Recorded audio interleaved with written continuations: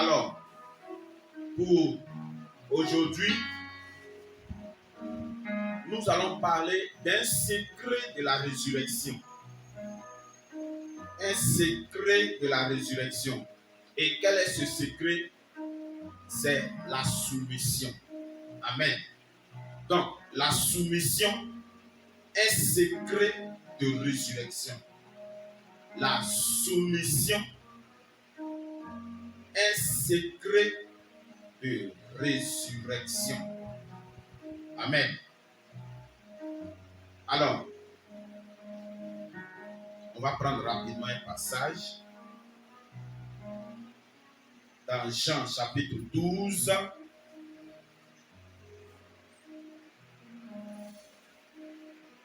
Jean chapitre 12.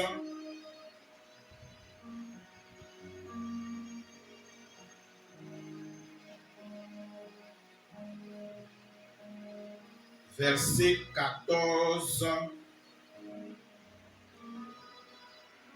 Bon, on va lire du verset 12 au verset 15. Voilà. Allons-y. Et la parole du Seigneur. Oui. Le lendemain, une foule nombreuse de gens venus à la fête, Oui. ayant entendu dire que Jésus se rendait à Jérusalem, prit des branches de palmier et allant au-devant de lui, en cria, Hosanna, béni soit celui qui vient au nom du Seigneur, le roi d'Israël. Jésus trouva un ânon et s'assit dessus. Selon ce qui est écrit, ne crains point, fille de Sion, voici ton roi vient, assis sur le petit d'une ânesse. Amen. Alors, vous voyez un peu.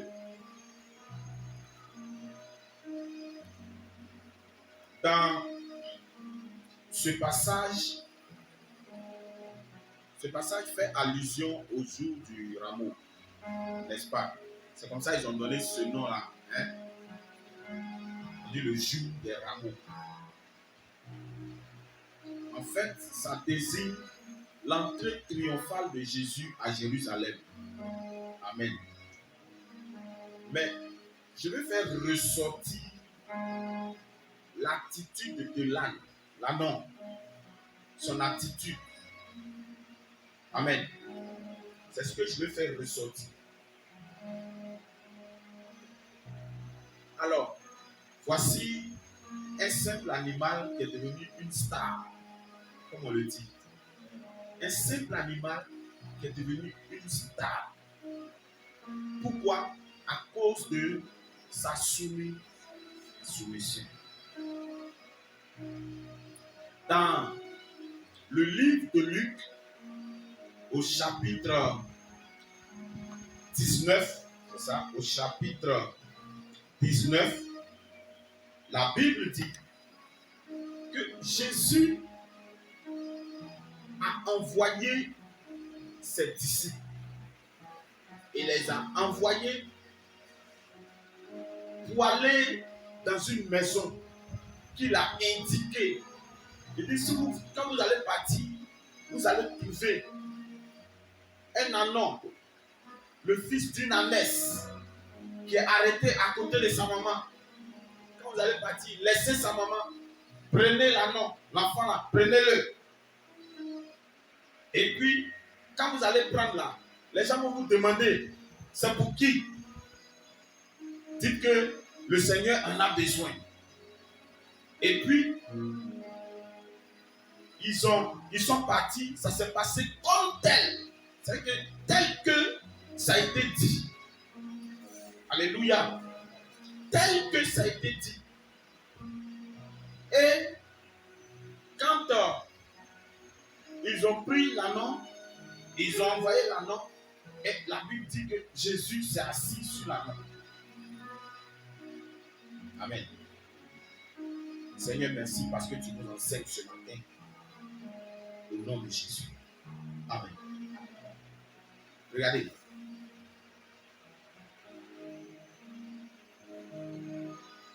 Le comportement des disciples de Jésus C'est sur ça que je vais attirer notre attention. Regardez comment est-ce que les disciples de Jésus, Jésus les envoie et puis Jésus leur dit, allez-y, rentrez dans une maison. Et puis quand vous allez rentrer dans la maison, vous allez trouver l'âne à côté de sa maman. Et puis vous allez prendre. Franchement, si c'est de nos jours là, tu envoies quelqu'un comme ça, il ne va pas partir. Est-ce que quelqu'un me comprend? Il ne va pas partir. C'est comme Pasteur Adjé vient et puis il dit à Robson ou bien à Lulu, va payer des piles pour moi à la boutique. Et tu prends biscuit 500 francs. Quand je te dis va payer, tu vas me dire quoi? Donne l'argent. J'ai dit non, il faut partir sans l'argent. Si tu arrives là-bas, tu dis Pasteur Adjé m'a envoyé. N'est-ce pas? Est-ce que tu vas partir? Tu ne vas pas partir. Regardez la puissance de la soumission dans laquelle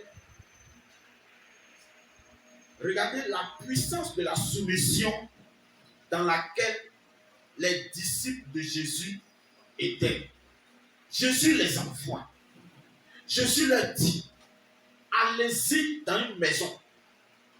Allez-y. Quand vous allez arriver, vous allez trouver un petit âne à côté de son amesse, de sa maman. Prenez-le et puis venez. En un mot, c'est comme s'il disait, volez-le. Est-ce que vous voyez un peu? Et les disciples s'en vont. Ils se lèvent et puis ils obéissent à la voix de leur maître. Ils se lèvent et ils s'en vont. Et quand ils s'en vont, Jésus leur a dit, si vous partez, on vous dit que il y a qui vous a envoyé ça pour qui vous a demandé de venir prendre. Il dit, si vous partez, qui vous demande ça, dites le maître en a besoin. Donc ils s'en vont et puis ils disent, le maître en a besoin. Ah, c'est le maître, d'accord. Allez-y avec lui. Une question. Qui a posé la question? Qui en a besoin? C'est certainement le maître de l'anneau. Est-ce que vous voyez un peu? Et quand il dit le maître en a besoin, le gars laisse. Encore un autre degré de soumission. Je ne te connais pas. C'est qu'un inconnu envoie des inconnus pour aller prendre un anneau. Et le monsieur à qui appartient l'anneau est inconnu. Donc, entre eux là, ils ne se connaissent ni d'Adam ni d'Ève. Et quand ils s'en vont, et dès qu'on déclare cette parole, le gars dit, laissez, ils vont ramener. Alléluia. Regardez, j'ai fait des recherches sur l'âne. L'âne symbolise la soumission. Est-ce que vous voyez un peu? L'âne là, c'est la soumission. Tu le mets sur lui, quand tu mets tes bagages sur lui, lui il prend seulement. Et puis, il voyage. Quand tu vas dans les pays comme Mali, Mauritanie, Niger, ces pays nordistes là, on trouve ça beaucoup là-bas. Eux, ils travaillent avec les ânes, les ânes. Ils ne travaillent pas avec, comment il peut dire, moto ou bien les moteurs. Non, ils travaillent avec les animaux. Et ils attellent parfois les animaux à des choses, à des pousse-pousse, et puis ils montent dessus, et puis l'âne là est en train de les pousser. Mais il y a un truc qui est là. C'est que la soumission de l'âne fait que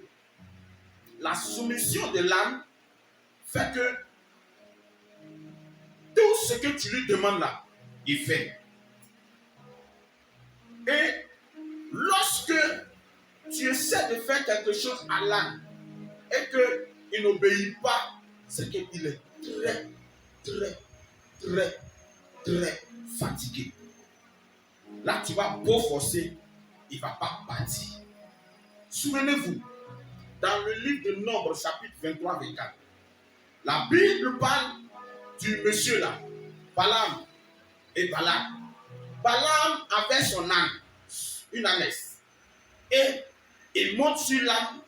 Arrivé à un certain niveau de son voyage, la Bible dit que l'âne là, Dieu a ouvert ses yeux, il a vu un ange avec une épée à la main. Et l'ange était prêt à tuer son maître. Si quelqu'un me comprend, la personne qui était assise sur l'âne là, Dieu a envoyé son ange pour le tuer. Comme l'âne l'a vu, l'âne s'est arrêté. Et le monsieur, comme il devait accomplir une mission et qu'il était pressé, il tapait l'âne. Il tape l'âne. Il tape l'âne. Il tape l'âne. Il insiste. Et ils sont partis comme ça 3 fois. Première fois, il a tapé l'âne. Deuxième fois, il a tapé l'âne. Troisième fois, il a tapé l'âne. Et quand il a tapé l'âne, la Bible dit, Dieu a ouvert la bouche de l'âne. Et puis l'âne a parlé. Ah, il y a quoi? Pourquoi tu me tapes? Est-ce que depuis, et il a l'âne il y a longtemps, depuis plus de 10 ans, c'est pas sur moi tu montes. Si aujourd'hui tu montes sur moi et puis il ne fait pas là, il faut chercher à réfléchir, pourquoi tu me tapes? Est-ce que quelqu'un me comprend? Pourquoi? Parce que l'ange a vu quelque chose. Et puis Dieu a permis à l'ange de se taire. Et dès que l'ange s'est tué, dis-moi, dès que l'âne s'est tué, maintenant Dieu ouvre les yeux de Balaam et puis il voit l'ange avec l'épée à la main. Et il lui dit, si ce n'était pas ton âne là, depuis tu étais mort. Est-ce que quelqu'un me comprend? J'essaie de vous faire comprendre quelque chose. Si ce n'était pas l'âne là, depuis tu étais mort. Parce que Dieu m'a envoyé pour venir te tuer. Pourquoi? Parce que tu n'es pas soumis. Parce que tu n'obéis pas à Dieu. Regarde. Ton insoumission peut t'amener à la mort. Est-ce que quelqu'un me comprend? Ton insoumission peut t'amener à la mort. Tu es venu, maman. Ton insoumission peut t'amener à la mort.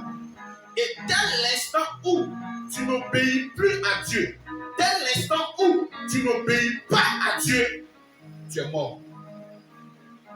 Est-ce que quelqu'un me comprend? C'est pourquoi, vous avez entendu parler dans les rues, quand les gens prêchent dans les rues, là, ils disent tu es mort spirituellement. Même si tu es vivant, tu es mort. Vous entendez ça souvent. Pourquoi? C'est parce que tu n'obéis pas à Dieu. Lorsque tu obéis à Dieu, tu es vivant. Lorsque tu obéis à Dieu et que tu fais la volonté de Dieu, tu es vivant. D'où mon thème, l'obéissance, secret de la résurrection. Alléluia. Donc quand tu obéis, tu es ressuscité. Tu es réveillé en un mot. Et donc, l'âne est un animal de soumission. L'âne est un animal rempli d'obéissance. Et s'il arrive qu'un jour, l'âne n'obéit pas, il faut savoir qu'il y a un problème. Il y a quelque chose qui ne va pas. Et donc, son obéissance, l'obéissance de l'âne lui a valu cette grandeur, cette élévation, cette puissance.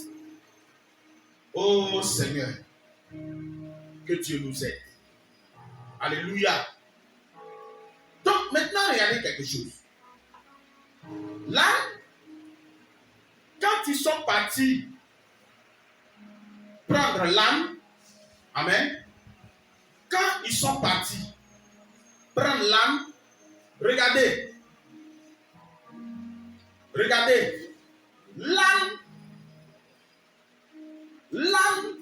n'a pas dit, celui que vous dites vous êtes venu me chercher pour qu'il monte sur moi, je ne le connais pas, donc je ne vais pas. Est-ce que quelqu'un me comprend? L'âne n'a pas dit ça.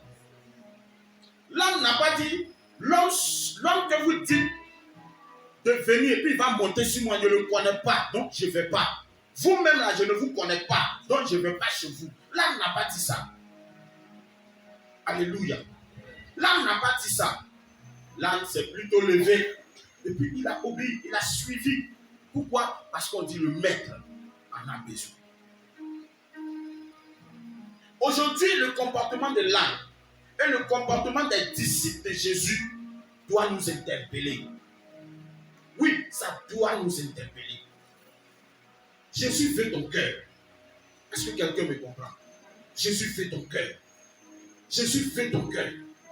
Lorsque tu vas lui donner ton cœur, lorsque tu vas lui donner ta vie, lorsque tu vas te donner à lui,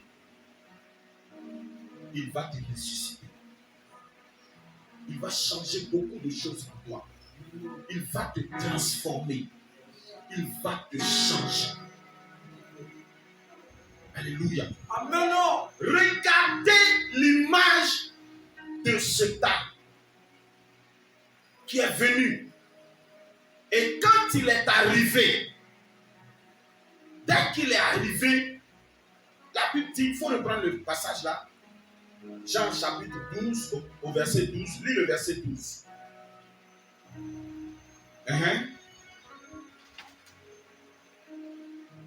Le lendemain, une foule nombreuse de gens venus à la fête ayant entendu que Jésus se rendait à Jérusalem. Oui. Prit des branches de palmier et allant au-devant de lui en criant, Hosanna, béni soit celui qui vient au nom du Seigneur, le roi d'Israël. Alléluia. Amen. Je vais vous poser une question. C'est à qui ils ont dit ça? C'est à Jésus ou bien c'est à l'âne? Jésus est assis sur l'âne. Hein? Donc ça veut dire quoi? Une parole avait déclaré que quelqu'un qui sera soumis, quelqu'un qui sera donné à Dieu, quelqu'un qui va se donner sincèrement à Dieu là, quand il va venir, les gens vont l'acclamer. Les gens vont dire, le voici. Et regarde, quand tu crains Dieu, quand tu marches dans la crainte de Dieu, quand tu marches dans l'amour de Dieu, quand tu fais la volonté de Dieu, les gens rendent témoignage de toi. Les gens rendent témoignage de toi. Quand tu passes là, la voici. La fille là, la voici. La fille qui respecte son papa là, la voici. La fille qui respecte dans le quartier là, la voici. La fille qui est sérieuse là, la voici. Le frère là, le frère qui est obéissant, le frère qui craint son papa, le frère qui respecte tous les papas du quartier là, le voici là-bas. Et tout le monde a les yeux sur toi. Et tu es un témoignage vivant. Alléluia. Regarde, c'est comme ça que l'anneau est devenu star. Regarde, ce n'est pas tous les autres anneaux. Quand l'âne passe, quand l'ânesse est en train de passer là, on dit, voici l'âne là. Certainement, il y avait un signe particulier sur l'âne. Est-ce que quelqu'un me comprend? Hein? Les ânes là, vous connaissez, ils ont une couleur, n'est-ce pas? S'ils ne sont pas roux, parfois ils sont un peu blancs, un peu gris façon. N'est-ce pas? Donc, imaginez-vous, peut-être que lui, pour lui là, il y avait un trait blanc ici. Est-ce que vous voyez? Il y avait un trait blanc au milieu de sa tête là, jusqu'à sur son museau. Donc maintenant, quand les gens, les enfants, voici l'anneau de l'autre là, c'est sur lui, Jésus s'est assis là. Les gens disent non, c'est faux, c'est faux, c'est faux. Lui que Jésus s'est assis sur lui là, il y a très blanc ici là, au milieu ici, il y a très blanc. Est-ce que vous voyez un peu? Il a un signe particulier, il a un signe distinctif. Alléluia. Quand tu te consacres à Dieu, quand tu te donnes à Dieu là, il y a un signe particulier qui est sur toi. Il y a un signe réel qui est sur toi. C'est une grâce de Dieu qui fait qu'il y a une différence sur ta vie. Et il y a un changement qui s'opère. Oh Seigneur, aide-nous au nom de Jésus. Je prie ce matin que quelqu'un qui a un cœur endurci voit ce mur qui a été dressé dans son cœur être brisé maintenant même. Au nom de Jésus, que ton Dieu libère ton cœur. Alléluia. Oui, parce que regarde, si ton cœur est endurci, tu ne peux pas être soumis. Véritablement. Si ton cœur est dur, là, tu ne peux pas être soumis. Mais lorsque tu laisses le Saint-Esprit venir en toi et travailler dans ton cœur, la soumission vient. Un rancunier ne peut pas être soumis. Un rancunier ne peut pas être soumis. Parce que ton cœur est rempli.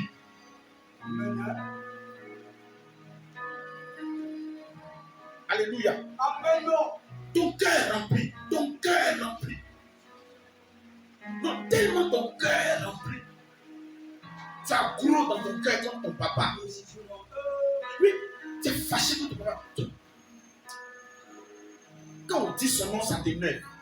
Tu vis dans la même maison avec ton papa. Est-ce que quelqu'un me comprend? Amen. Mais tu ne supportes pas, tu ne supportes pas. La haine est là. Libère ton cœur.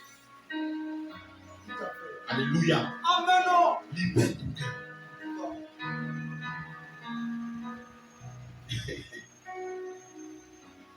C'est pas facile de rester avec quelqu'un qui a un caractère difficile. Hein? C'est pas facile. Hein? Ah. C'est pas facile. Vous la tuez. Hein? Alléluia. Amen. Et lorsque tu libères ton cœur et que tu remplaces ça par une soumission et que tu es soumis, cette soumission te donne de la grandeur. Ça y est. Oui, tu deviens grand. Amen. Je vous assure, tu deviens grand. Tout à fait. Tu deviens grand. Tu deviens grand. Que le Seigneur libère ton cœur. Amen.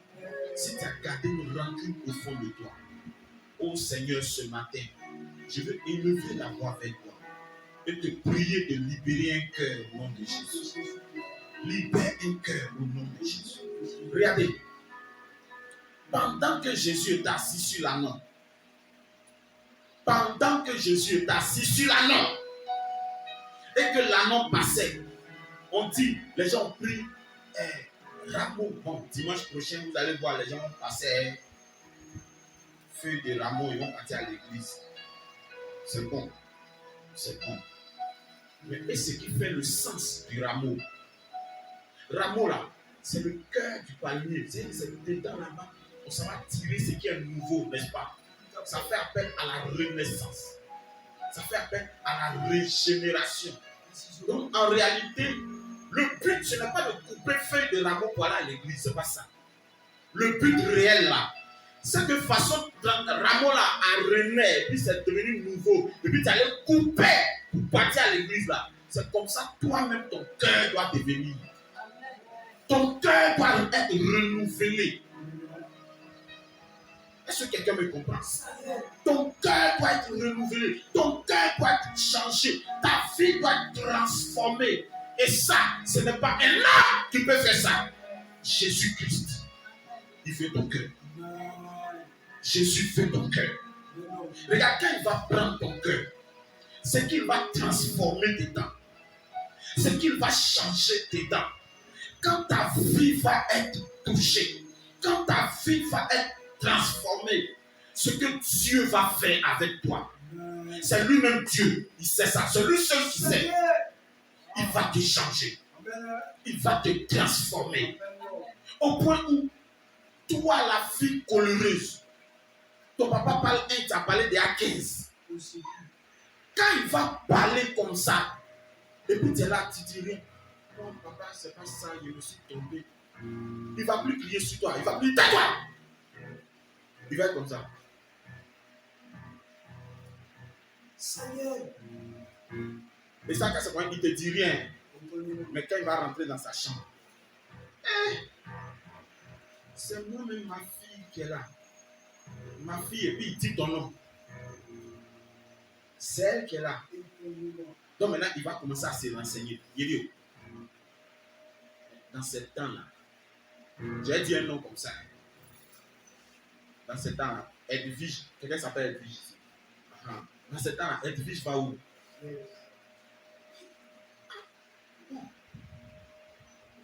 depuis un temps là, elle va à l'église avec un jeune là, il s'appelle Delphin. Personne s'appelle Delphin ici. Voilà, ce n'est pas pour indexer. En fait, ce n'est pas indexer quelqu'un qui dit ça. Amen. Elle va à l'église avec un certain Delphin là. L'église, elle n'a qu'à partir toujours. Alléluia. Pourquoi? Parce que Dieu est passé dans ton cœur. Dieu est passé là. Dieu veut que tu changes. Regarde, quand tu vas changer, quand tu vas être transformé, regardez l'anneau qu'elle a. Et puis, n'importe qui vient le prendre, il motive le prendre. Si c'est. Elle est belle. N'est-ce pas? C'est ça, oui. Ça, c'est quoi? Donc, n'importe qui vient, il se fout de toi et puis il s'en va, quoi. Tu as bon que des. Toi, tu es bien si c'était moi.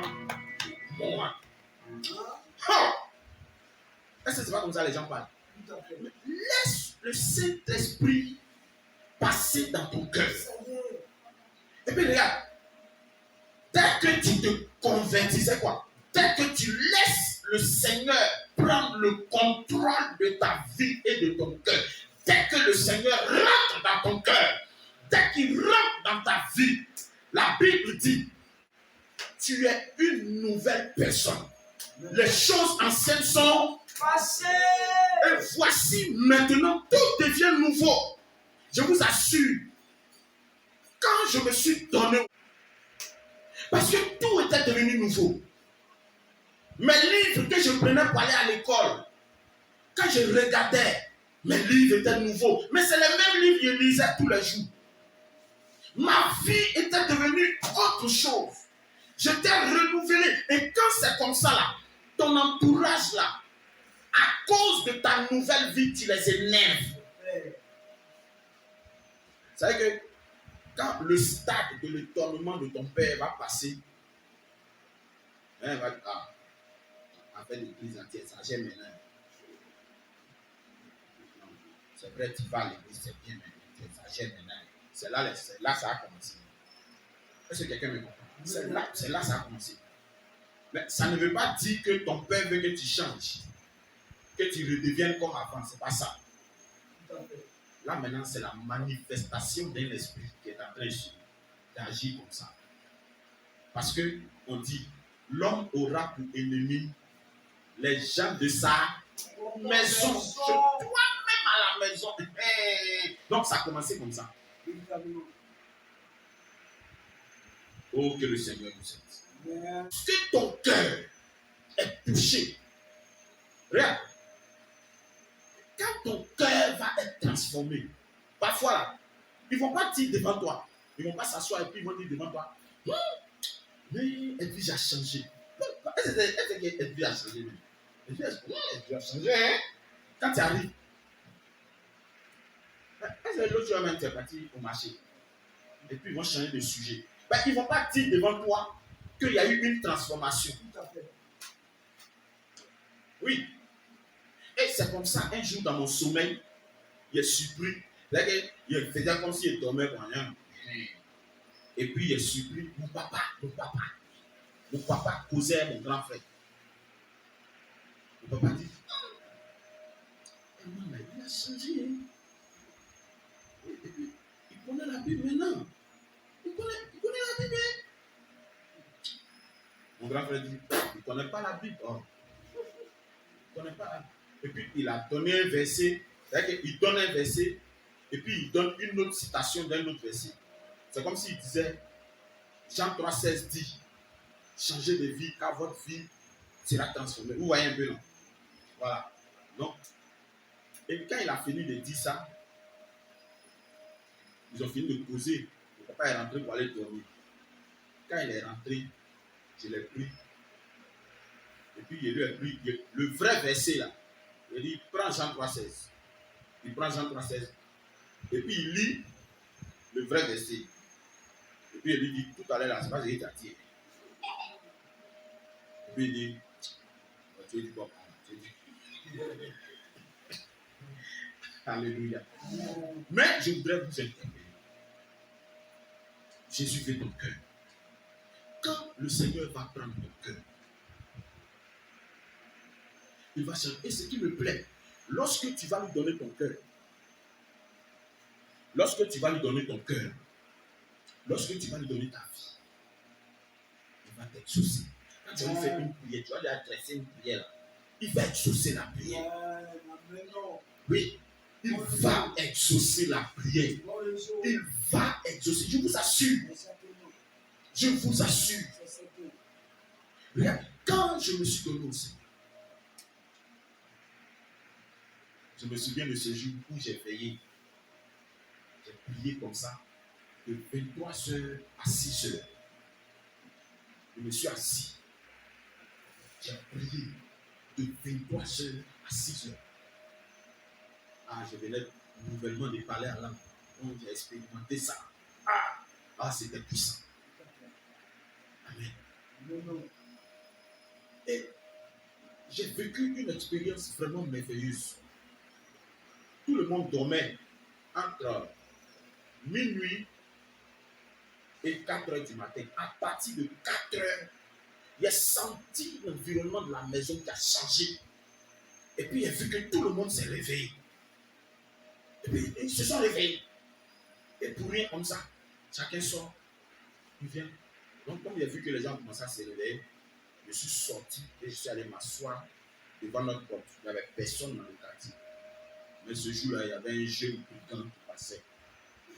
On l'appelait Edmond. Edmond passe et puis il arrive à mon niveau. Il dit: ouais, tu parles la langue. Tu pries quoi? Vers 4h30. Bon, pour ne pas qu'il se délivre. Ouais, il prie. Ah non, tu es puissant. Ça, c'est que c'est depuis hier. Tu pries depuis hier, non? Là, il n'a pas répondu. Et puis, il est passé. Amen. Mais, c'est pour vous dire. Et chaque prière que j'ai demandé au Seigneur, le Seigneur a exaucé. Ce qui me plaît, quand tu parles à Dieu, toi tu lui as parlé aujourd'hui, Dieu exauce sur 3 points. C'est-à-dire qu'il exauce 3 fois. Il t'exauce maintenant pour ce pourquoi tu pries. Il t'exauce à moyen terme et il t'exauce à long terme. Quand tu es en train de prier, c'est que quand tu vas t'asseoir pour prier là, ta prière que tu es en train de faire là, il faut savoir que ça t'engage toi, ça engage tes enfants et ça engage tes petits-enfants. Il ne faut pas penser que ce que tu es en train de faire là, c'est pour toi seul. Tu vas te dire: non, mais est-ce que j'ai un enfant? Ah, il faut faire attention. Tu vas faire un enfant. Alléluia. Amen. Et tes enfants vont être touchés. Mais c'est ta transformation. Jésus veut que ton cœur soit transformé. Il te veut. Jésus te veut. Jésus te veut. Jésus te veut. Jésus te veut. Jésus te veut. Alléluia. Jésus te veut. Et lorsqu'il va te prendre, ce qu'il va faire de toi, tu vas surprendre les gens. Regarde, la Bible dit que la seule chose qui envoie la fête au ciel là, c'est lorsque une vie se répand.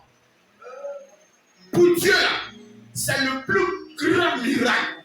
C'est quoi? Quand tu vas te lever et puis tu vas t'engager pour donner ton cœur à Jésus là, c'est ça le miracle pour lui. Sinon, paralytique a marché, aveugle a vu, c'est vrai, c'est bon. L'aveugle sera content. Le paralytique sera content. Dieu sera content un peu. Mais la chose qui amène Dieu à être content, c'est quand tu te lèves et puis tu te décides, tu lui dis: Seigneur, je me donne à toi. Je veux changer de vie à partir d'aujourd'hui. C'est à ce moment précis là, alléluia, que ta vie change. Et c'est à ce moment précis que Dieu est content. Alléluia. S'il vous plaît, convertissez. Changez de vie. Jésus fait votre cœur. Jésus fait votre cœur. Jésus fait votre cœur. Jésus fait ton cœur. Jésus fait ton cœur. Et ce matin, je voudrais que quelqu'un mette sa main droite sur son cœur. Mets ta main droite sur ta poitrine au niveau de ton cœur. Oh Seigneur, je te parle pour la vie de quelqu'un. Je te parle pour l'esprit de quelqu'un. Je te parle pour l'âme de quelqu'un. Je te parle pour la pensée de quelqu'un. Je te parle pour la vie de quelqu'un. Père, que tout mur dressé au niveau des cœurs soit brisé au nom de Jésus. Que toute forme d'incrédulité plantée sur les cœurs, dans les cœurs, soit ôtée au nom de Jésus. Père, que tout pied planifié par la sorcellerie, déposé dans le cœur, soit ôté au nom puissant de Jésus. Oh, merci Seigneur, au nom de Jésus. Alléluia. Et prends. Je ne sais pas si c'est 2 Chroniques, verset 20. 2 Chroniques, chapitre 20, verset 20. C'est 2 Chroniques, non? Il faut prendre, prends et voir.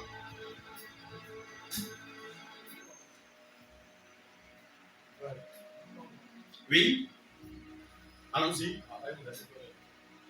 2 Chroniques, chapitre 20, le verset 20. Le lendemain, il s'est mis en marche de grand matin pour le désert de Époire. Non, c'est que c'est 2 Chroniques 20, 20. C'est 1 Chronique, non? C'est sur 2 Chroniques. Donc, il faut prendre 1 Chronique 20, 20, oui, pour voir. Je vais chercher de mon côté. Non, non, il faut reprendre 20, 20, lis pour voir. Ouais, prends, viens voir.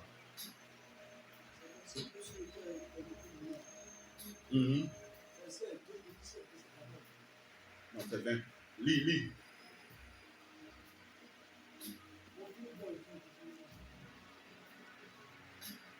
Le lendemain, il s'est mis en marche C'est ça. de grand matin pour le désert de Tékoa. À l'heure départ, Josaphat se présentant et dit, Voilà, c'est ça. écoutez-moi, Judas et habitants de Jérusalem.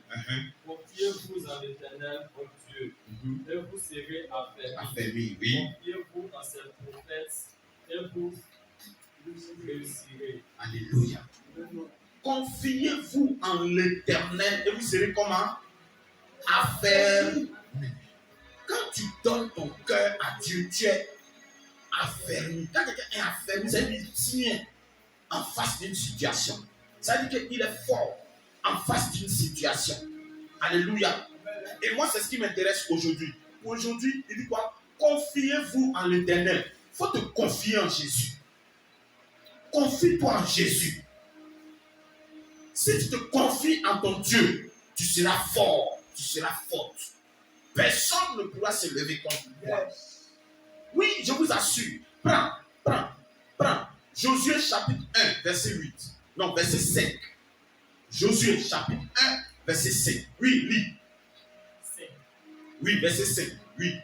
Lui ne tiendra devant toi. Oui. Tant que tu vivras. Je serai avec toi comme j'ai été avec Moïse. Je ne te laisserai point. Je n'ai pas abandonné. Qui parle? C'est Dieu.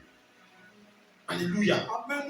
Donc, si tu lui donnes ton cœur, oh Seigneur, si tu lui donnes ta vie, il dit quoi? Il dit va être avec Dieu. Est-ce que quelqu'un me comprend?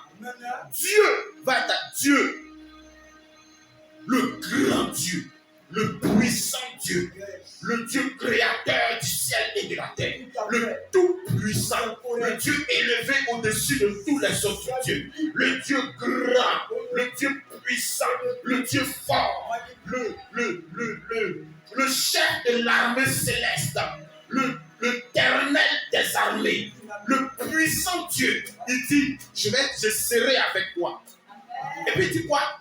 Tant que tu vivras. Tant que tu vivras. Et il dit quoi? Que je serai avec toi comme j'ai été avec Moïse.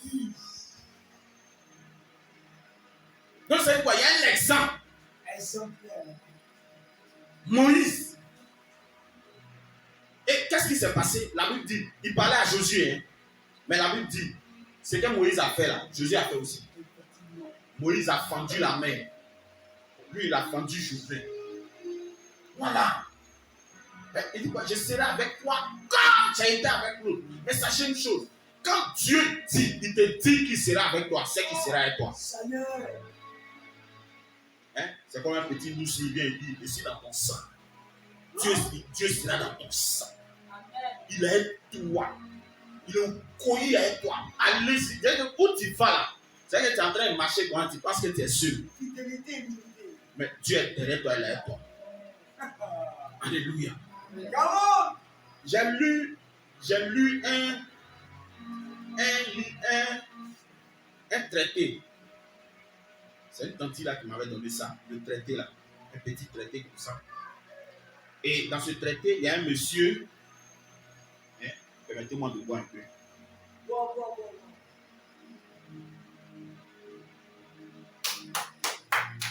Amen. Dans ce traité là, il y a un monsieur. Il y a un monsieur, il marchait au bord de la mer. Hein? Et puis au bord de la mer, là, il était seul, mais il y avait 4 pas. C'est-à-dire qu'il y avait lui, ses pas, et puis 2 autres pas.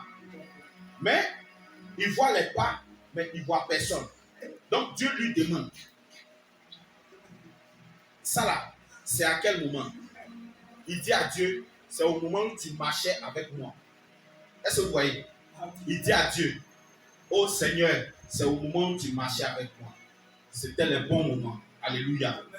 Maintenant, arrivé à un certain moment, il voit que les pas qu'il est en train de marcher, maintenant c'est un seul pas. Donc maintenant, Dieu lui demande, et à ce moment-là, c'est à quel moment ça? Et puis il dit à Dieu, c'est au moment où tu m'avais abandonné, où j'étais seul.